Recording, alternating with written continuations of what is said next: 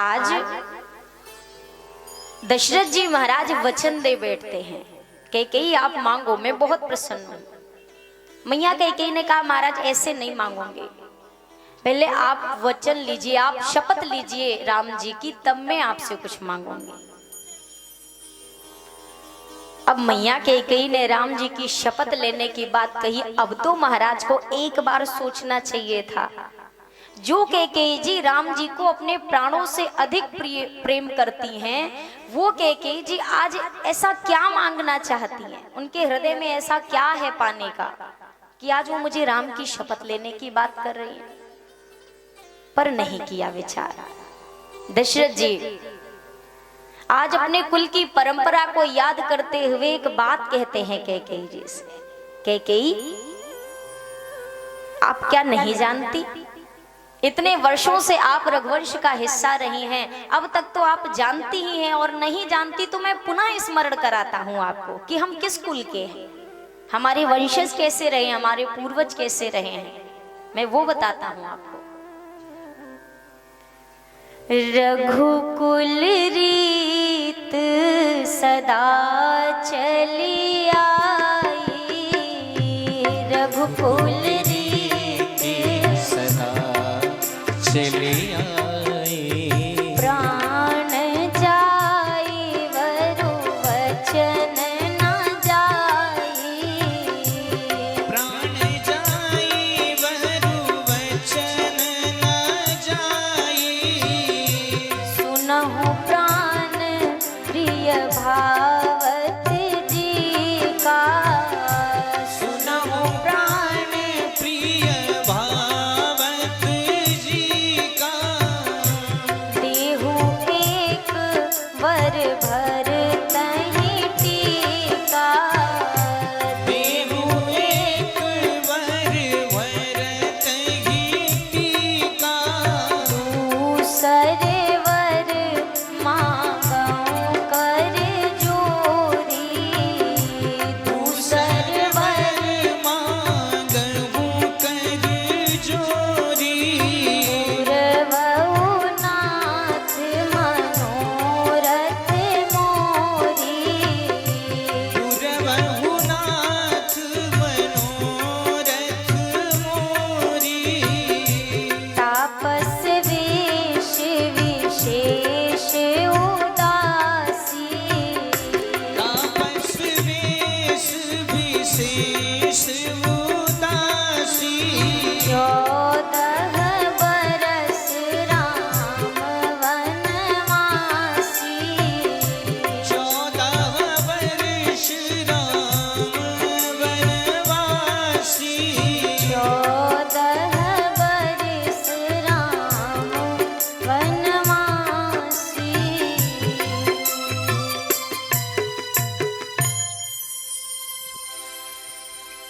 जैसे ही दशरथ जी ने कहा देवी हम रघुवंशी हैं, रघुवंशी अपने प्राण दे सकते हैं पर अपने दिए गए वचनों से कभी पीछे नहीं हटते हैं। अब मैया कैकेयी सुंदर श्रृंगार से सुसज्जित होकर आती हैं। शब्द में फेर देखिए, अभी तक मैया कैकेयी कितने रोष भरे शब्दों में कह रही थी, अब दशरथ जी कहती है सुनो हो प्राण प्रिय, हे मेरे प्राणों से प्रिय स्वामी, मेरी बात को जरा ध्यान देकर सुनिए। मैं आपसे ज्यादा कुछ नहीं, सिर्फ इतना मांग रही हूं। मेरा पहला वर ये है कि जो राज्याभिषेक होने वाला है ये राम का नहीं, मेरे पुत्र भरत का हो।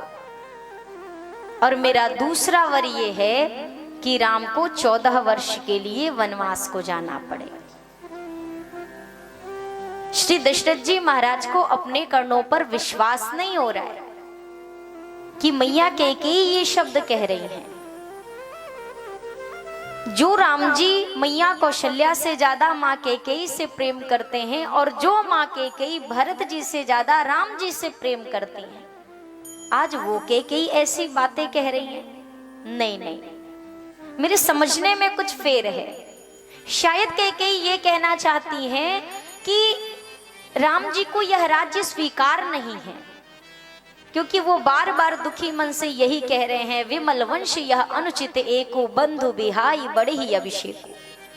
और यदि मेरे राम किसी चीज को पाकर प्रसन्न चित्त नहीं हो रहे तो जबरन उन्हें ऐसा कोई कार्य ना दिया जाए जिससे मेरे राम का मन उदास हो, खीन हो। तो राम को नहीं देते हैं गद्दी, गद्दी देते हैं भरत को, क्योंकि जिसमें राम की प्रसन्नता हो, भरत की प्रसन्नता तो उसी में है। और शायद ये होने के बाद कैकेयी मुझसे ये कहना चाहती हैं, ये संकेत है कैकेयी का कि महाराज जब पुत्र राज गद्दी पर बैठ जाएगा तो फिर हमारा इस गृहस्थ जीवन में राज सुख में क्या काम।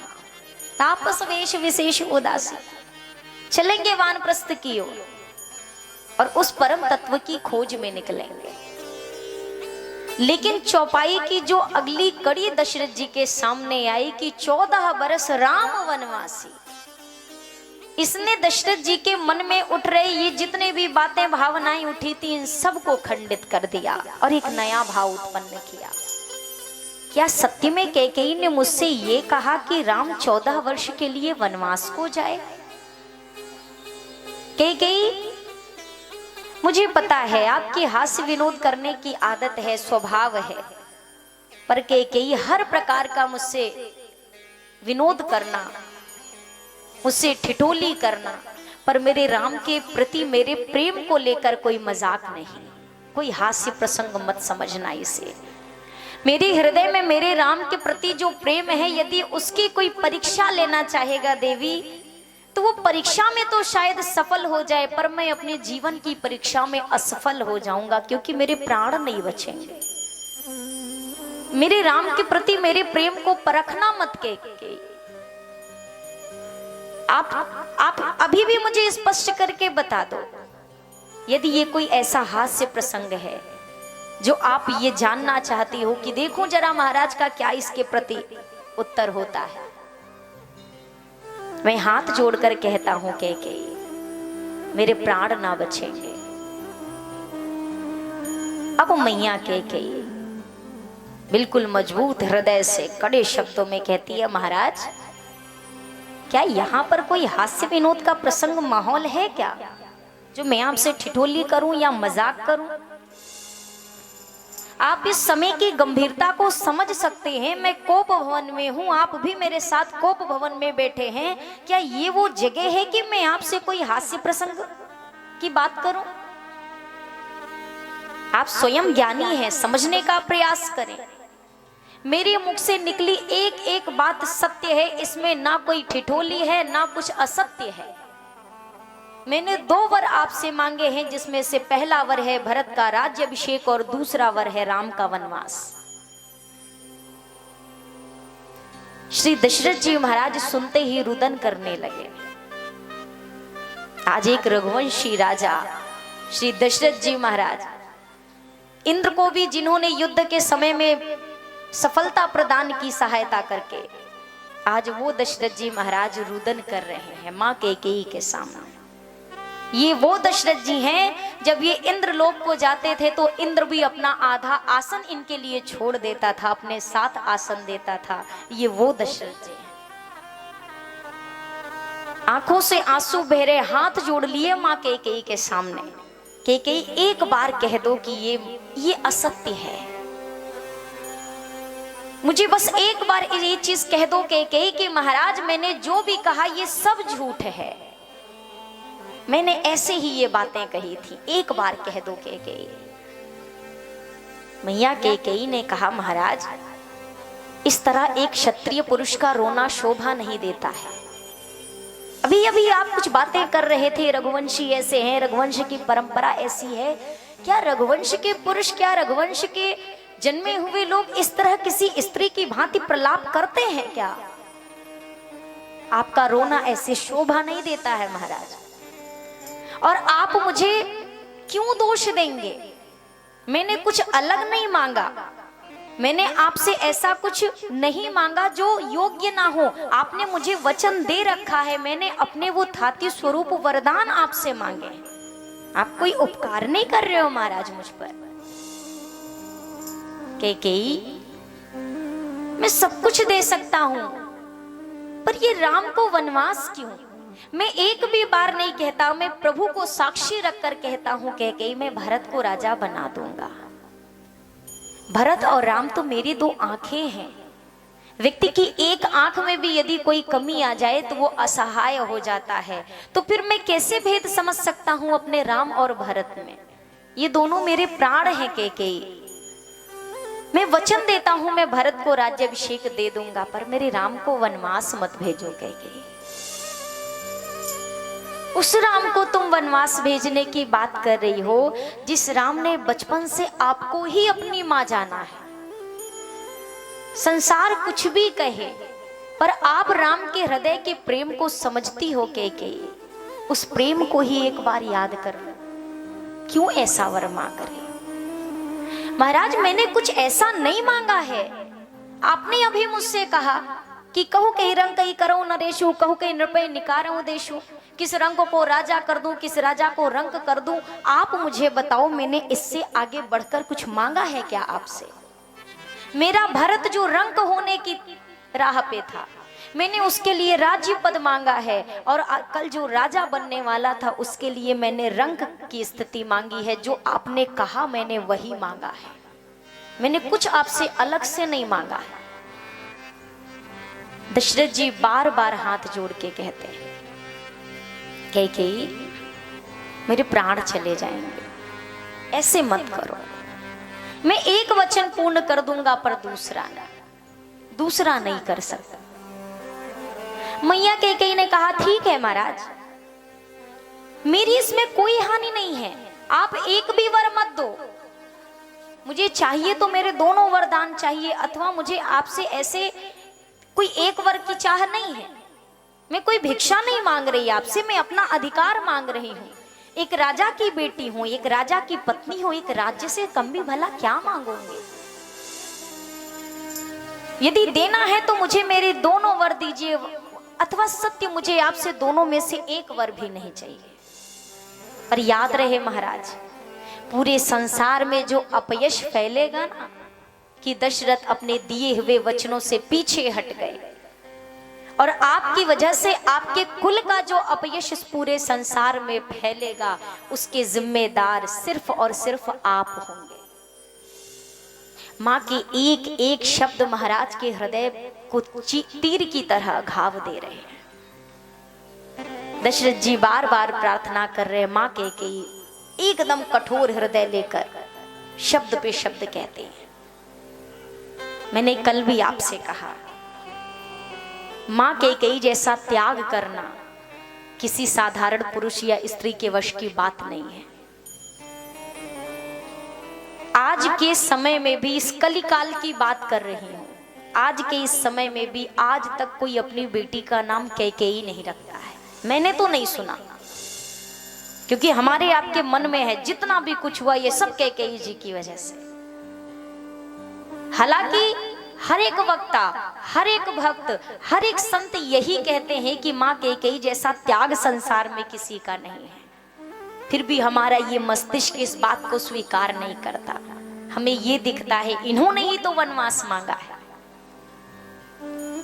संसार के सबसे बड़े कार्य में योगदान देने के बाद भी माँ कैकेयी सम्मान की जगह अपमान की पात्र बनी, और खुद से ये चीज स्वीकार की, क्योंकि इसमें ठाकुर जी की प्रसन्नता थी।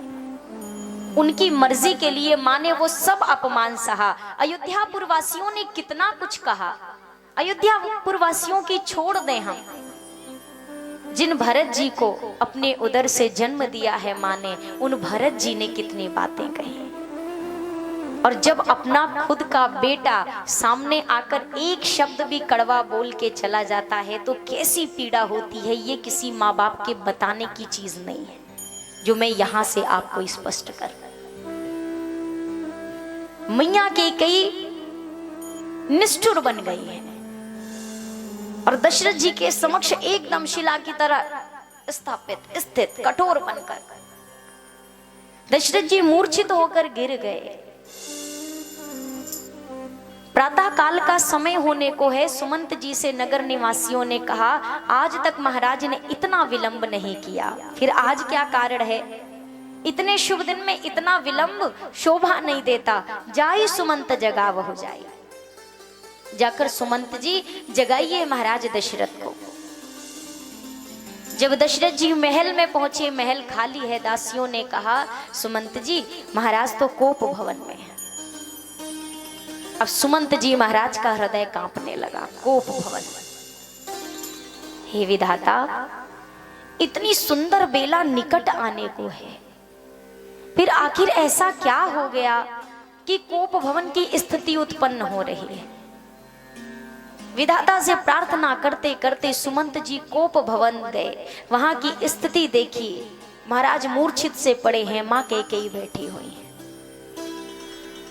मैया कैकेयी को हाथ जोड़कर पूछा, महारानी, महाराज की यह दशा, क्या कोई घटना घटित हुई है? मैया कैकेयी ने कुछ भी स्पष्ट नहीं किया, सिर्फ इतना कहा, सुमंत जी जाइए और राम को बुलाकर लाइए, कहिए मां ने याद किया है। सुमंत जी चल दिए।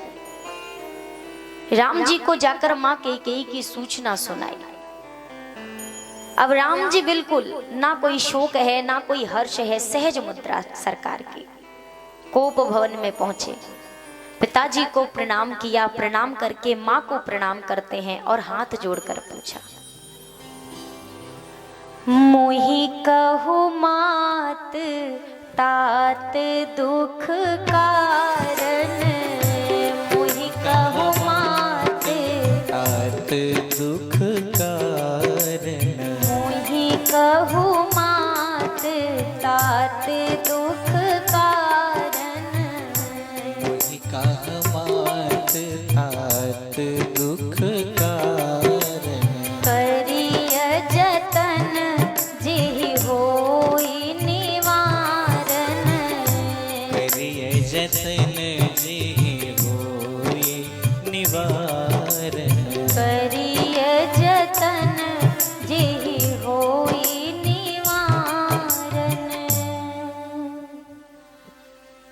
मां, पिताजी की ऐसी हालत, मैया पिताजी के दुख का कारण तो बता, मैं वो सब कुछ करूंगा जिससे पिताजी की ऐसी ये जो स्थिति है इसमें सुधार हो जाए। निवारण के लिए हर वो कार्य करूंगा। बताइए तो सही क्या बात है, क्या हुआ है? अब मैया कैकेयी ने ऐसा नहीं कि कुछ छुपाया, स्पष्ट कह दिया, राम, आपके पिता ने मुझे 2 वरदान देने का वचन दिया था, और देखिए आज जब मैंने वो 2 वर मांग लिए तो आपके पिताजी कैसे मना कर रहे हैं। और वरदानों का भी स्पष्टीकरण कर दिया कि मेरे वरदान क्या हैं। राम जी दुखी नहीं हुए, प्रसन्न हो गए। मां, मेरा भरत यदि राजगद्दी पर बैठे, इससे बड़ी प्रसन्नता की बात मेरे हृदय में कोई हो ही नहीं सकती। और इन अयोध्यापुर वासियों को भरत के जैसा राजा संसार में और दूसरा कोई मिल भी नहीं सकता है। और रही यदि मेरे वनगमन की बात, तो इसमें तो पिताजी को दुखी होना ही नहीं चाहिए। सत्य कहते हैं संसार में सभी लोग कि माँ के जैसा हितैषी कोई और होता ही नहीं है। माँ आपने जो भी सोचा मेरे परम हित की बात है। वन में जाऊंगा, कितने संतों से भेंट होगी, जन्म जन्मांतर लोग जिनकी एक झलक के लिए तरसते हैं उनका सानिध्य प्राप्त करूंगा। इससे बड़ा सौभाग्य इस राम का और क्या होगा। माँ, ये राम जी के शब्द हैं। मैया कैकेयी का हृदय पिघलता है, लेकिन फिर भी उन वचनों को याद कर मां अपने आप को मजबूत बना लेते हैं। राम जी ने हाथ जोड़ा, पिताजी से कहा, पिताजी आपको इसमें दुखी होना ही नहीं चाहिए। पिताजी अब मैं प्रस्थान करता हूँ, जब वन के लिए निकलूंगा मैं पुनः आपको प्रणाम करके आपसे आशीर्वाद लेने आऊंगा। राम जी सीधा मां कौशल्या के भवन में पहुंचे। मैया कौशल्या राज्याभिषेक की तैयारियों में लगी हुई, अपने हाथ से कुछ व्यंजन बना रही है कि अभी अपने हाथ से अपने राम को यदि मैंने नहीं पवाया तो ये दिन भर जो भी राज्याभिषेक की प्रक्रिया चलेगी मेरा लाल भूखा रह जाएगा। मैया कौशल्या ने राम जी को देखा, राम जी से कहा, लाल जी आप शीघ्रता से स्नान आदि करके निवृत्त हो जाइए, मैं अपने हाथ से आपको कुछ पवा दूं, अन्यथा ये दिन भर का जो राज्याभिषेक का प्रकरण होगा इसमें आप दिन भर भूखे रह जाओगे। माँ कौशल्या अभी जानती भी नहीं है, उनको शायद इस बात का आभास तक नहीं है कि जिन लाल जी के एक समय के भोजन की मैया इतनी चिंता कर रही हैं, अगले पल वो खबर मिलने वाली है कि 14 वर्ष तक उनके लाल जी क्या खाएंगे, क्या पिएंगे, कैसे रहेंगे, क्या एक वस्त्र में जो निकलेगा वो कैसे 14 वर्ष कटेंगे। इस माँ को अभी इस बात का आभास तक नहीं है।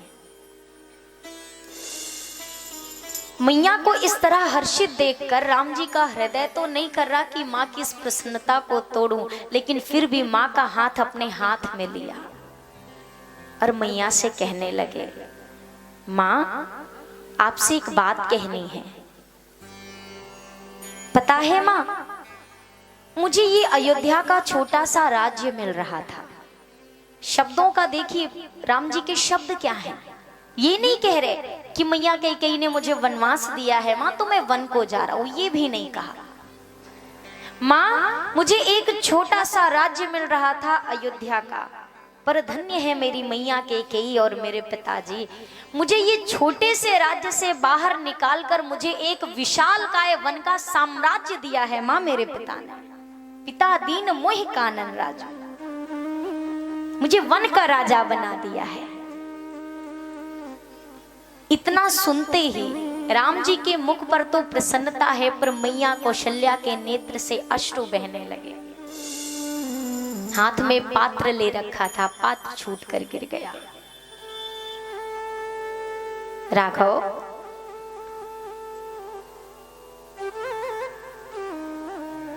किसने कही आपसे यह वनगमन की बात? यदि महाराज का ऐसा आदेश हुआ है तो एक माँ के अधिकार के बिना, एक माँ की आज्ञा के बिना उसके संतान को उससे दूर करने का अधिकार एक पिता को भी नहीं है, क्योंकि पिता से ज्यादा एक माँ का अधिकार होता है अपनी संतान पर। और यदि महाराज का ये निर्णय लिया है तो आज ये राम माता कौशल्या जाकर महाराज से प्रश्न करेगी। क्या यही बातें होती हैं कि कल किसी को राजा बनाने की बात की जाती है इस अयोध्या नगरी में और दूसरे दिन उसके वनगमन की बात की जाती है?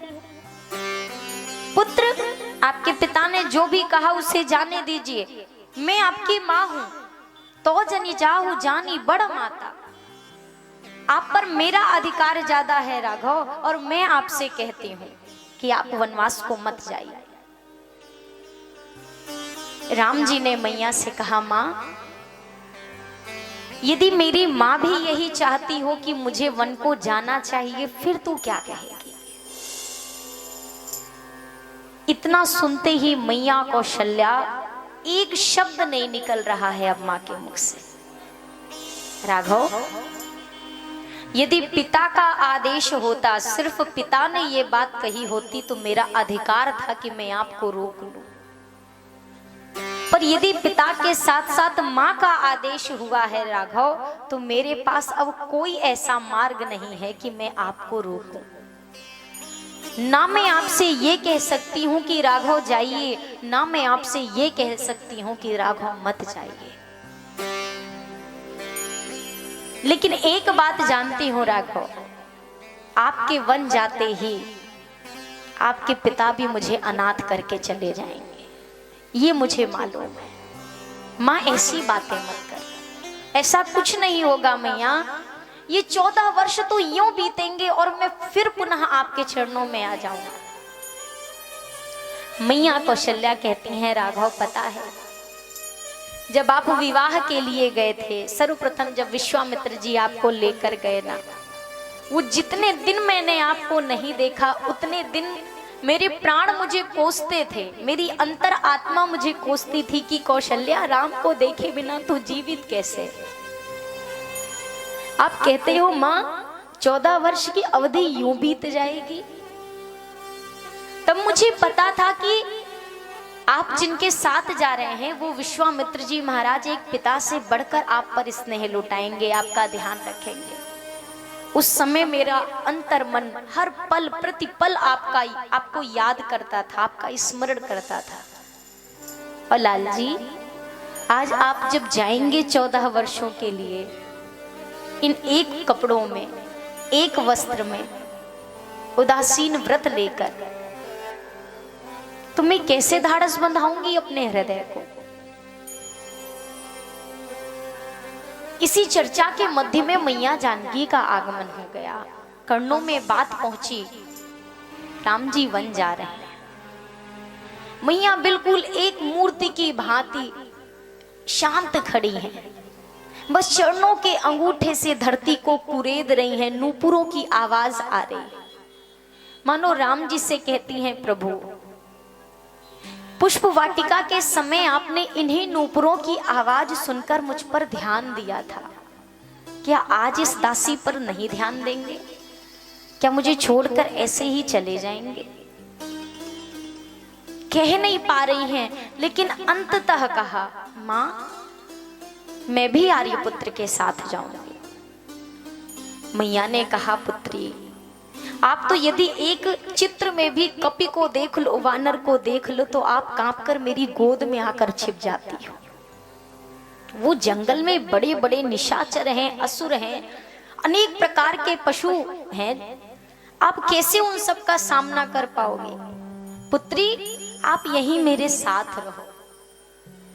वचन महाराज का है, और यदि पूर्ण करने की बात है राघव पूर्ण करेंगे, लेकिन पुत्र वधू आप मत जाओ। जब आप एक कक्ष से दूसरे कक्ष में भी जाती हो ना जानकी, तो मैं कमल के पराग कणों को रास्ते पर बिछा देती हूँ कि मेरे पुत्र वधू के चरणों में कोई कष्ट ना हो। आज तक आपको कभी उतरने नहीं दिया मैंने। कभी यदि संभव हुआ तो वो पराग कण पे भी यदि आप चलती हो ना, तो आपके चरण लाल हो जाते हैं। ऐसे सुकोमल चरण जब वो जंगल के कंकड़ीले रास्तों पर पड़ेंगे, वो कष्ट आप नहीं सह पाओगे। मैया जानकी ने कहा, मां यदि मैं कोमल हूं तो क्या आर्यपुत्र कोमल नहीं है? वो भी तो सुकोमल है मां। मैं आपके हृदय की बात को समझती हूं। जब आर्यपुत्र धनुष का खंडन करने के लिए धनुष के सामने खड़े थे ना, तो मेरी मां ने भी यही बात कही थी कि राम जी इतने सुकोमल हैं, कैसे धनुष उठाएंगे, कैसे ये कार्य करेंगे, पर उन्होंने कर लिया क्योंकि उन पर आपका गुरुजनों का आशीर्वाद था। और मां अब तो रघुनंदन मेरे साथ हैं, मैं उनकी छाया में, उनकी छत्र छाया में हर कष्ट सह लूं। यदि मुझे जबरन आपने रोका तो मेरे प्राण ना रोक सकोगी मां, मेरा तन सिर्फ रहेगा इस अवध धाम। अब मैया कौशल्या क्या बोले, मौन रह गए। भैया लक्ष्मण आए, प्रभु यदि आप और मैया जा रहे हैं तो मेरा अयोध्या में कोई नहीं है जिसके लिए मैं रुकूं, मैं भी आपके साथ चलूं। नहीं लक्ष्मण, आप इस अयोध्या में रहिए, माता पिता का आधार बनिए। नहीं नहीं भैया, मैं इस अयोध्या में नहीं रह सकता। पर लक्ष्मण, भरत भी नहीं है, शत्रुघ्न भी नहीं है, मैं भी चला जाऊंगा, आप इस अयोध्या का भार संभालो तब तक। भैया लक्ष्मण ने कहा, प्रभु मैं इस अयोध्या के राजभारियों को संभालने के योग्य नहीं हूं। मैं छोटा सा शिशु हूं, और एक शिशु इतनी बड़ी जिम्मेदारी नहीं संभाल सकता है। राम जी ने कहा, आप कब से शिशु हो गए? भैया लक्ष्मण ने कहा, प्रभु आपने ही तो मुझे शिशु बनाया था। कब? जब परशुराम जी के समक्ष मैंने कुछ शब्द कहे तो आपने यही कहा था कि ये बालक है, और बालक की बातों पर मुनिवर ध्यान नहीं देते। तो कितने छोटे बालक हैं लक्ष्मण आप? सूध दूध मुख करिए ना, दूध मुहा बालक आपने मुझसे कहा था, मेरे लिए कहा था मुनिवर परशुराम जी से। अब आप ही बताइए, एक तरफ आप कहते हो कि मैं दुधमुहा बालक हूँ, दूसरी तरफ आप मुझसे कहते हो अयोध्या की राजगद्दी संभालो। तो एक बच्चा क्या इतना बड़ा साम्राज्य संभाल सकता है? एक बच्चे को तो बस, एक दुधमुहा बच्चा सिर्फ अपने माँ बाप के साथ ही प्रसन्न रहता है। राम जी ने कहा, लेकिन लक्ष्मण, उन्हीं जनक जी की सभा में तो आपने ये भी कहा था कि कंदुक इव ब्रह्मांड उठावा। यदि आप पूरे ब्रह्मांड का भार उठा सकते हो तो क्या एक अयोध्या का भार नहीं उठा सकते? प्रभु, ये बात मैंने पहले कही थी और बालक आपने मुझे बाद में बनाया था, तो मुझ में नहीं है ये सामर्थ्य कि मैं कर सकूं। मैं भी साथ चलूंगा। और भैया लक्ष्मण जाने को तैयार हैं। राम जी ने कहा, मैया से आज्ञा लेकर आओ।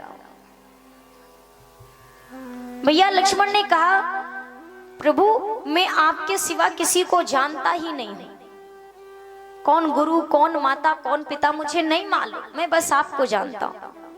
लेकिन जब राम जी ने कहा जाइए आज्ञा लेकर के आइए, सुमित्रा जी के पास भैया लक्ष्मण चल दिए। राम जी ने मुस्कुरा कर देखा मैया जानकी की तरफ। जानकी, जानकी जू, अभी तो लक्ष्मण कह रहा था कि मैं माता पिता किसी को जानता नहीं हूं, अब ये आज्ञा लेने किसके पास गए? सुमित्रा जी के पास पहुंचे। सुमित्रा जी ने जब सारी घटना सुनी, लक्ष्मण यदि ऐसी बातें हैं तो आप यहां क्या कर रहे हो? यहां आपका क्या काम? आपको तो अपने माता पिता के पास होना चाहिए। भैया लक्ष्मण ने कहा कि प्रभु ने मुझसे कहा कि जाइए और मां से आज्ञा लेकर आइए। मैया सुमित्रा ने कहा, देखो लक्ष्मण, संसार में सबसे कठिन कार्य यदि कोई है तो सेवा धर्म का पालन करना। जाना चाहते हो सीताराम जी के साथ वन, जाना तो परंतु मेरे दूध को लजाना मत। सोना तो सुला के पर जाग जाना, पहले ही दोनों को खिलाए बिना तिनका भी खाना मत। ऐसे सेवा धर्म का निर्वाह कर सको लक्ष्मण, तब तो जाओ। और अपने हृदय में, अपने मन में, स्वप्न में भी राग रोष ईर्ष्या मद मोह जन सपने हो इनके वश हो। राग रोष ईर्ष्या मद मोह, इनको स्वप्न में भी अपने भीतर मत आने देना लक्ष्मण। भैया लक्ष्मण ने कहा, माँ जागृत अवस्था में नहीं आएंगे, इस बात का मैं वचन देता हूं, पर स्वप्न पर किसी का जोर नहीं होता, किसी का वश नहीं होता। हो सकता है स्वप्न में ये विकार मेरे भीतर आ जाएं, तो माँ तेरे सामने मैं सौगंध लेता हूं मैया। ये लक्ष्मण शपथ लेता है, सौगंध लेता है कि आज से आने वाले अगले 14 वर्षों तक ये लक्ष्मण निद्रा का त्याग करता है। ये लक्ष्मण नहीं सोएगा। मैया उर्मिला खड़ी हैं। मानस में बहुत से ऐसे प्रसंग हैं जिनका नाम बहुत कम जगह पे आया है, और जिनका नाम कम आया है फिर हमें लगता है उनका त्याग, उनका योगदान भी उतना ही कम होगा, पर ऐसा नहीं है।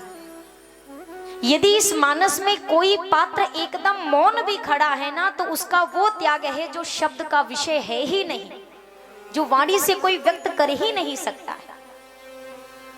मैया उर्मिला बस ये सोच रही हैं कि स्वामी के साथ जाऊंगी तो सेवा धर्म में बाधा होगी, पर यदि स्वामी को शुभ आशीषों के साथ विदा करूं, विधाता से प्रार्थना करके, कम से कम इतनी सेवा का सौभाग्य तो मुझे मिले।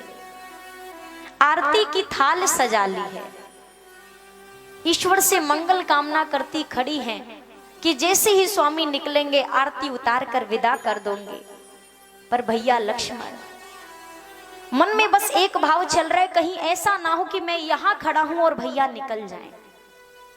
मां को प्रणाम किया और सीधा वहां से निकल गए। मैया सुमित्रा कहती हैं, लक्ष्मण एक बात सुनो, तुम जानते हो राम जी वन क्यों जा रहे हैं? तुम्हारे भाग राम वन जाहिए, दूसर हेतु तात कछु नाहि। आपके भाग्य से राम जी वन जा रहे हैं लक्ष्मण। और इसके दो भाव बड़े सुंदर आते हैं। एक तो यह कि लक्ष्मण जी को राम जी के सेवा का अवसर मिलेगा, इसलिए मैया ने कहा कि आपके भाग्य से जा रहे हैं राम जी वन। और एक संत ने कहा नहीं, मैया सुमित्रा ने कहा लक्ष्मण, यदि ये राम वनगमन हुआ है तो सिर्फ और सिर्फ आपके लिए। लक्ष्मण जी दुखी हो गए, माँ मुझसे ऐसी कौन सी चूक हो गई कि मेरी वजह से मेरे भैया को वन जाना पड़ रहा है। लक्ष्मण, प्रभु इस वनगमन के प्रकरण में क्या करेंगे आगे? माँ वन में जाकर निशाचरों का विनाश करेंगे, आताताइयों का अंत करेंगे। तो लक्ष्मण, जब इन दुष्ट असुरों का विनाश होगा उससे क्या होगा? माँ इस धरती का भार हल्का होगा। तो लक्ष्मण याद करो, ये धरती किसके शीश पर है? शेष के सिर पर। आप कौन हैं? शेषावतार हैं। तो लक्ष्मण इस बात को समझने का प्रयास करिए कि प्रभु इस वन मार्ग में क्यों जा रहे हैं। सिर्फ और सिर्फ आपके सिर के भार को हल्का करने के लिए ये जा रहा है कि मेरे लक्ष्मण के शीश का भार हल्का हो जाएगा जब धरती से भार मिटेगा। तुमरे भाग राम वन जाए। और लक्ष्मण एक बात कहूं, पुत्रवती जुबती जग सोई। इस संसार में वही माँ पुत्रवती कहलाती है जिसकी संतान के हृदय में 1% मात्र भी ठाकुर जी के प्रति निष्ठा हो, श्रद्धा हो, भगवान के प्रति आस्था हो। सत्य है, इस बात को स्वीकार करना ही चाहिए। यदि संतान है और धुंधकारी की तरह यदि घर में बेटा हो जाए, बेटी हो जाए, कोई भी हो जाए, यदि आचरण धुंधकारी की तरह है तो मुझे लगता है ऐसी संतान के होने से अच्छा है संतान ना ही हो।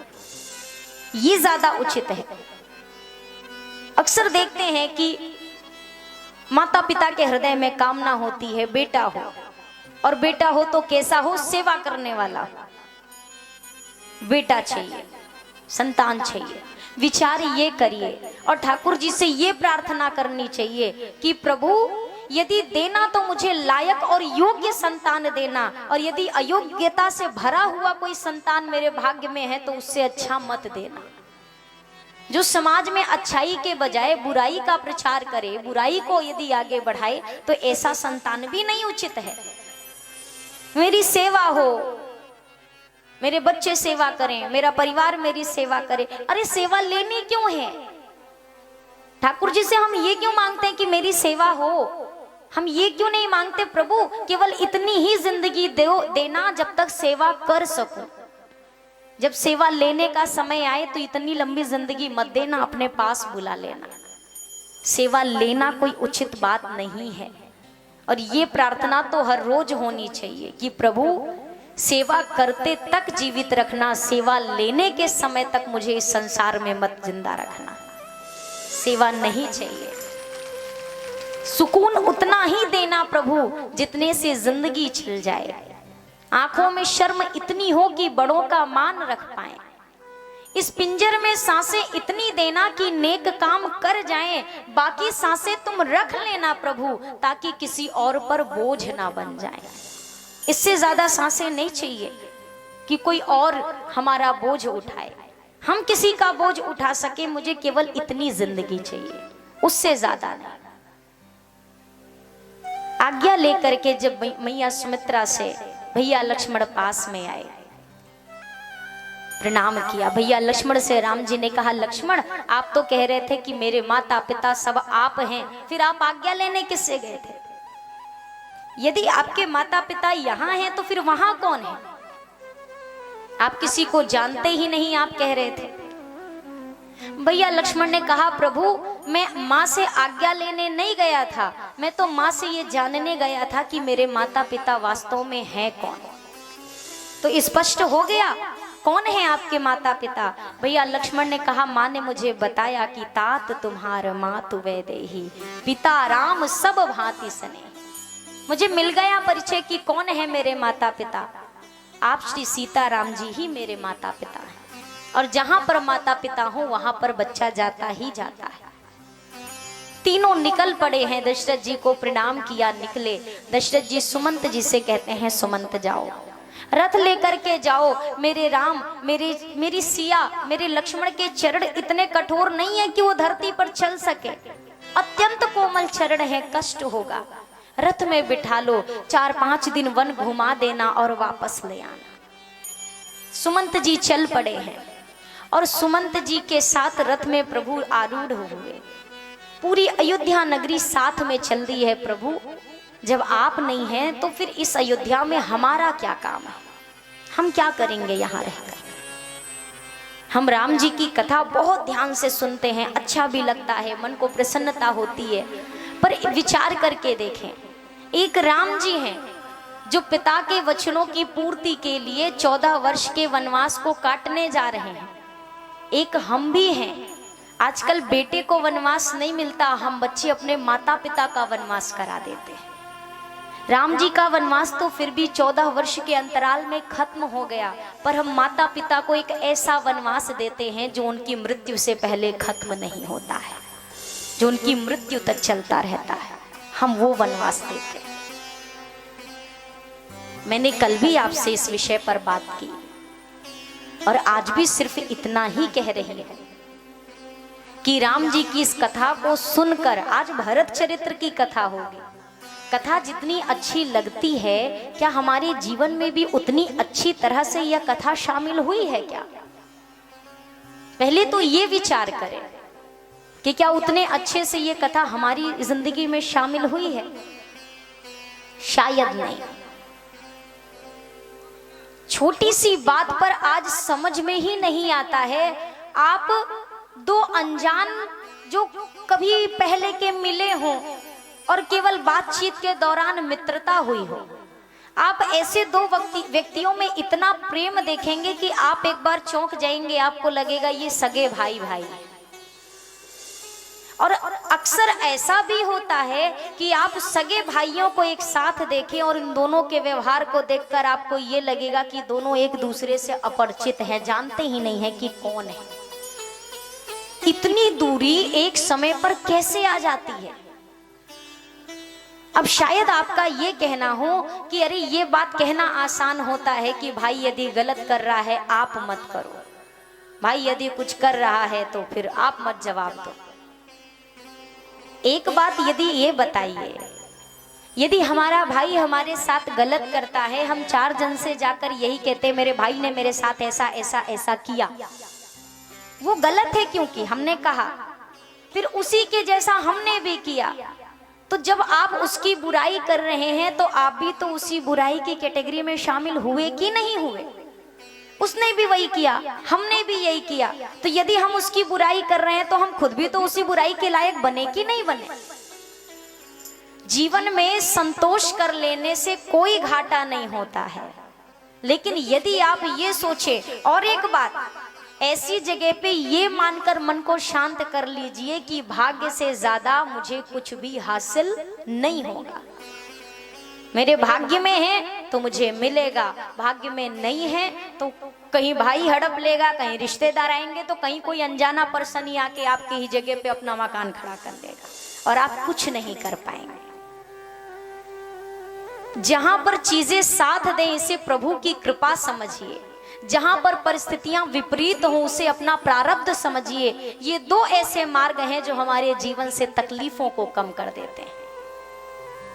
गम किसी तरह का कैसा भी हो हर एक दिल में है। आजकल हर आदमी देखो किसी मुश्किल में है। आजकल तन्हाई में तन्हा नहीं होता कोई, आजकल हर आदमी तन्हा भरी महफिल में है। इस समय में यदि देखा जाए, पहले यह होता था कि अकेला वही शख्स होता था जो अकेले रहता था, और आज के इस टाइम पे हम 10 लोगों के बीच में बैठकर भी अकेले होते हैं। हम उनसे रिश्ते मजबूत करते हैं जो ऑनलाइन बैठे हैं, और हम उनसे रिश्ते कमजोर करते जाते हैं जो ऑन लाइव बैठे। जो हमारे सामने बैठे, हमारे रिश्ते उनसे उतने बेहतर नहीं होते, हमारे रिश्ते उनसे बेहतर होते हैं जो दूर कहीं बैठे हुए हैं, जिनसे केवल एक इंटरनेट का कनेक्शन है। पर एक मैं ये नहीं कह रही हूं कि वो चीजें गलत है, व्यवहार निभाना अच्छी बात है, पर रिश्तों को मजबूती से निभाना ज्यादा अच्छी बात है। हर इंसान, किसी ने कहा ना कि अब रिश्ते क्या, पहले तो रिश्ते निभते थे मिलने से जुलने से, आजकल तो अंगूठे ही सारे रिश्ते निभा दिया करते हैं। किसी के पास वक्त नहीं है। देख कर हालात दुनिया की तसल्ली हो गई, हमको लगता था कि एक हम ही बड़ी मुश्किल में है। फासले कम हो तो कैसे हो जरा सोचो ये तुम, कुछ तुम्हारी है जुबां पर कुछ तुम्हारे दिल में। यहाँ हमारे अलग शब्द होते हैं, यहाँ हमारे अलग शब्द होते हैं। हम जो यहाँ से बोलते हैं वो यहाँ नहीं होता, जो यहाँ से होता है वो यहाँ तक आएगा नहीं। मन में प्रेम होता है, मन में भाव होते हैं, और जो सच्चे मन से आपसे प्रेम करेगा वो कभी आपसे बयां नहीं कर सकता कि वो आपसे प्रेम करता है, और जो आपके समक्ष बयां कर ले जाए वो सच्चा प्रेम हो ही नहीं सकता है। बहुत सारे आज भी दुनिया में मिलते हैं जो आपसे दिन भर में 40 बार बोलेंगे, अरे तुम्हें नहीं पता हम तुमसे कितना प्रेम करते हैं, बहुत प्रेम करते हैं हम तुमसे, तुम नहीं रहोगे तो हम नहीं रहेंगे, तुम हो तो हम हैं, तुम्हारी जिंदगी से हमारी जिंदगी है, बहुत प्रेम करते हैं हम तुमसे। एक माँ ने तो मुझसे कभी नहीं कहा, आपसे कभी नहीं कहा, हमारी माँ ने हमसे कभी कहा तुम्हें नहीं पता हम तुमसे कितना प्रेम करते हैं। क्या इसका मतलब माँ के प्रेम में कमी है? माँ के जैसा प्रेम कोई संसार में नहीं कर सकता है। लेकिन माँ अपने प्रेम को जाहिर नहीं करती, क्योंकि जाहिर करने की जरूरत ही नहीं पड़ती है उस प्रेम को, वो प्रेम महसूस होता है। और जो प्रेम हमें जाहिर करके महसूस करना पड़ रहा है, इसका मतलब वो प्रेम प्रेम नहीं है। हम अक्सर कहते रहते तुम हमें प्राणों से भी ज्यादा प्रिय हो, तुम हमें जान से भी ज्यादा प्यारे हो।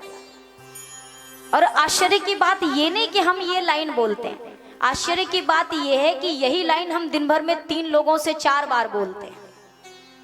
1 घंटे पहले कहा तुम हमें प्राणों से ज्यादा प्रिय हो, 2 घंटे बाद कोई और मिला तुम हमें ज्यादा प्रिय हो। हर तीसरे चौथे शख्स से हमारी यही कहानी होती है, तुम जान से ज्यादा प्यारे, तुम जान से ज्यादा प्यारे। वो तो कहो प्राण बुरा नहीं मानते, यदि प्राण बुरा मान जाए, कहे तुम्हें यदि यही प्यारे हैं तो तुम इन्हीं को रखो, हम जा रहे हैं।